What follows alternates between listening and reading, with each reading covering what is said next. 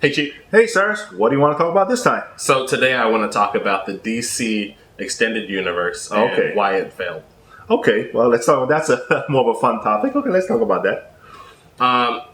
People often compare DC and Marvel. Yes. Usually you're either one or the other. Yes, even in the comic book context, they do that. Absolutely. And I think that, it's a great conversation. That both sets of superheroes are interesting. Yes. I think they tell different kinds of stories, and they both have a lot to offer. Yes. I don't think that one is necessarily superior to the other in terms of its story or its villains or anything like that. Yes. But obviously, Marvel is doing a lot better in the movies right now than DC is. Yes, definitely is. So let's explore a little bit why you think that is. What do you think is related to that?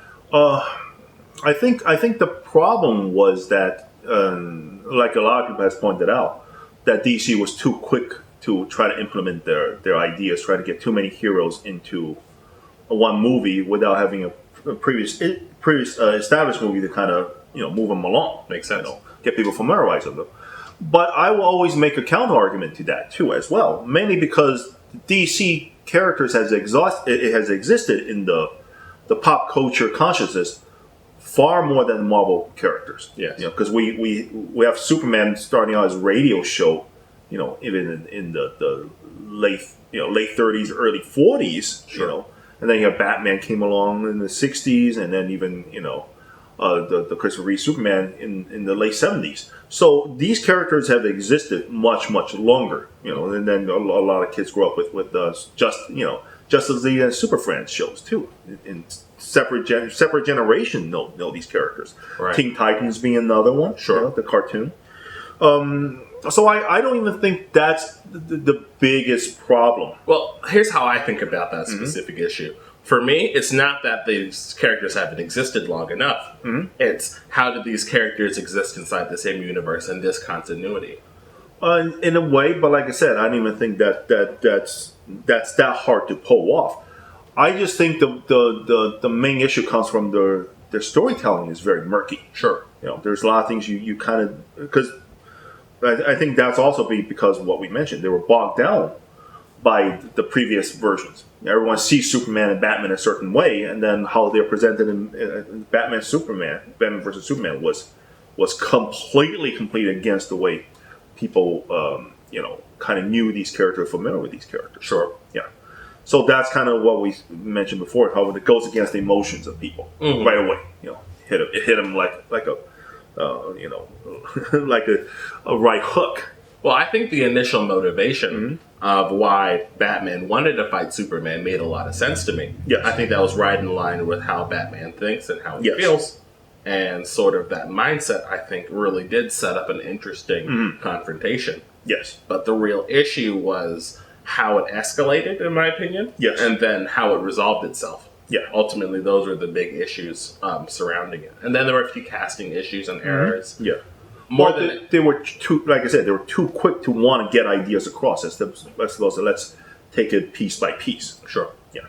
And, ultimately, the Marvel Universe, they took their time introducing each character. And although that may not necessarily be necessary, it's a lot easier to introduce a character piecemeal rather than trying to drop the entire idea all at once. Sure.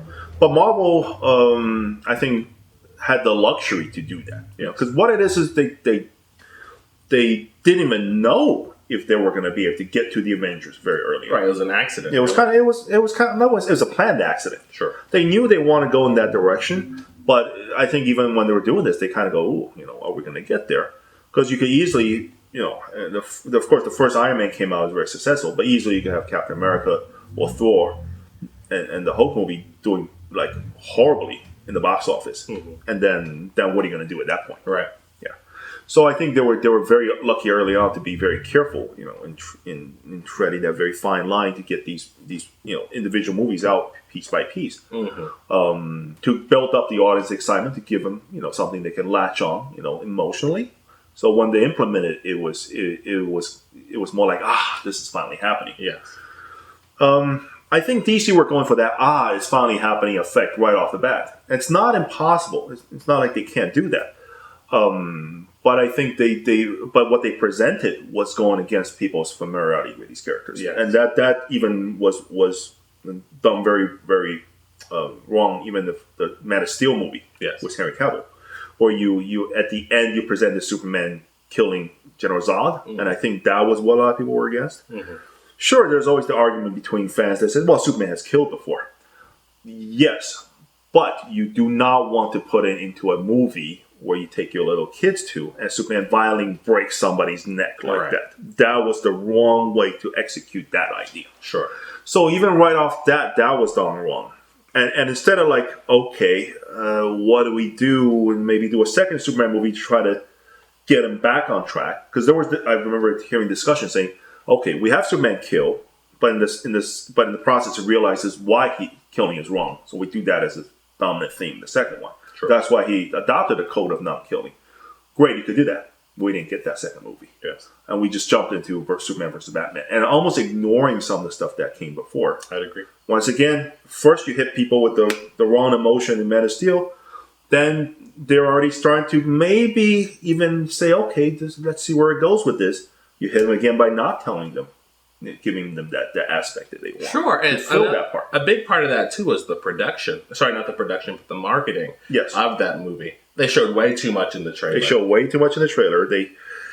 They showed both Wonder Woman and Doomsday in that. Right. I was like, you're giving away the end of the movie, but usually when marketing does that, it means they're desperate. It means they know the product is not good. We got to do everything we can to get people in the theater. That would have been such a great reveal to finally see Wonder Woman like that. Yep. Because I feel Wonder Woman is the most interesting character in these movies, honestly. I really, really, really love how they portrayed her.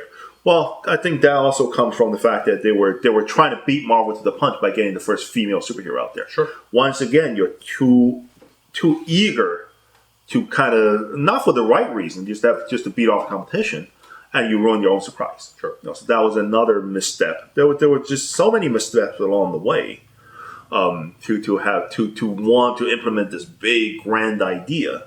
But your big grand idea needs to be supported by the tiny little details, and they kind of just ignored a lot of that. And people didn't get that satisfaction. And then I think the other problem is because you have so many versions that came before, Super Friends, Justice League, Justice League Unlimited, which did like seasons full of really great takes on DC. Awesome. On DC characters. And I remember when I saw when they finally saw Justice League, I go, this is not even better than one of those episodes. Yeah. Like how can you spend millions? And it's not even as good as a televised TV episode. Well, the question is, how do you portray all of that? It can be quite difficult. Like, one of the issues I think they also had was trying to power scale between Superman on one end and then Batman on the other, and everyone else in between. It's a little bit easier to, I think, contain them in a believable way in a cartoon. Sure. But the way in which they portrayed Batman in this really couldn't hold up to the others. Yeah. That was another one.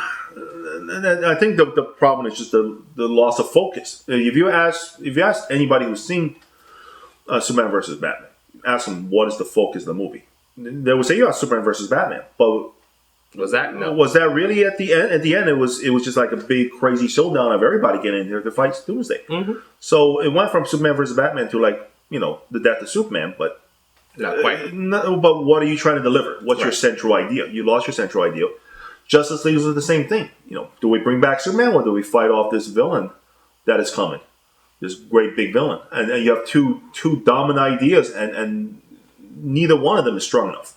Right. You got to pick one and go with it. They didn't even pick the right villain in that movie. Yeah, it was another one of those characters that no one cares about. Nobody's ever seen in pop culture before. Right. They should have done Darkseid, but they were saving that for another movie.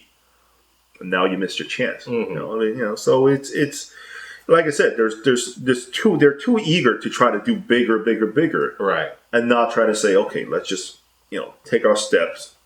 We can do big, but you got to be very careful. You could get all of them into one movie and just launch it that way. Well, I would have loved to see Darkseid. Honestly, sure. I like him more than Thanos, to be honest. Yes. I think he's people love Darkseid.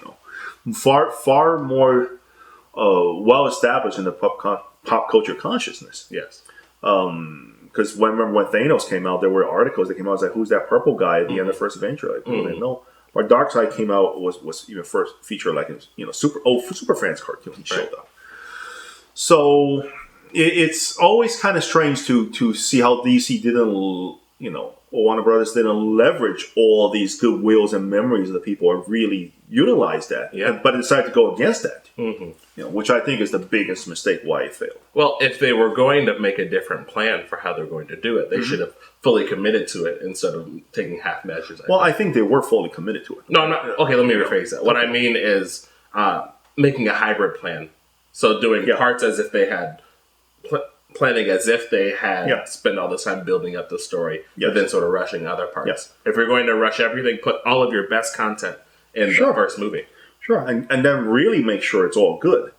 But once again, they were too eager to make that giant, big $billion money, and I think that ruined the actual creative side, the storytelling side. Money became more dominant. Yeah. The goal to make money is more dominant than to entertain people. Well, they've been more successful if you look at their individual movies. Yes. Wonder Woman was great. I really appreciated it. Yeah, they scaled back a little bit after that. Sure. Same thing with Aquaman. I didn't love it as much, but I thought it was a competent and good movie. Yeah, it was entertaining. I saw it in the theater. Like, okay, it's not bad. Yeah, goofy fun. And Shazam, I really enjoyed. I thought that was really Shazam was the best. Yeah, it was one of the strongest one. Because that was kind of like, okay, let's not worry about that whole building universe anymore, and then trying to get them to want to fight Superman, fight whatever. Let's just implement the idea, and they did it. And then, of course, they got the Joker movie out too after that. Which also simple, smaller. Let's just get the idea across. I'm telling you, that movie was great. It was no problem. People didn't come out hating it like the way they hate Batman versus Superman. I totally agree. I think Joker was definitely one of their strongest movies that they made, even if it was in a separate universe from the rest of the cinematic universe. Yes. I'm really excited to see what other things they have planned. I think they definitely have a lot of success in the past few movies that they've made, and I think they have the right kind of model. So, I think they just need to continually implement the things that they've been doing, and I think they'll be just fine.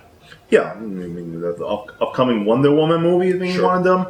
I think there's talks about Shazam 2 and Aquaman 2 as well. Right, exactly. I think that's fine. We're looking forward to it. Absolutely. Just like I said, people want to be entertained. People want to get excited about these characters and projects, and then if they tread carefully enough, they wouldn't make this, would not be running the same problems they had before. Absolutely. So, it's an exciting time again for DC. Sure. I think their comics are fantastic.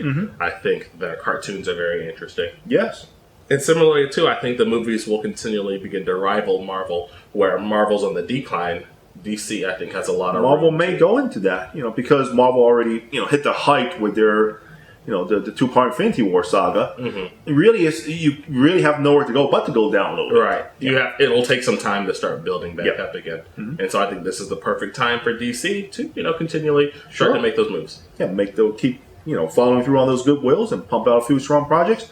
They could be bigger than Marvel. You never know. Yeah, never know. Absolutely. All right. Thanks so much for watching, guys. We appreciate you. We hope that you take the time to visit our website, check it out, read some of our comics, and also don't forget to like and subscribe down below, and just let us know what you feel. Thank you so much. Yeah. Have a good day, folks.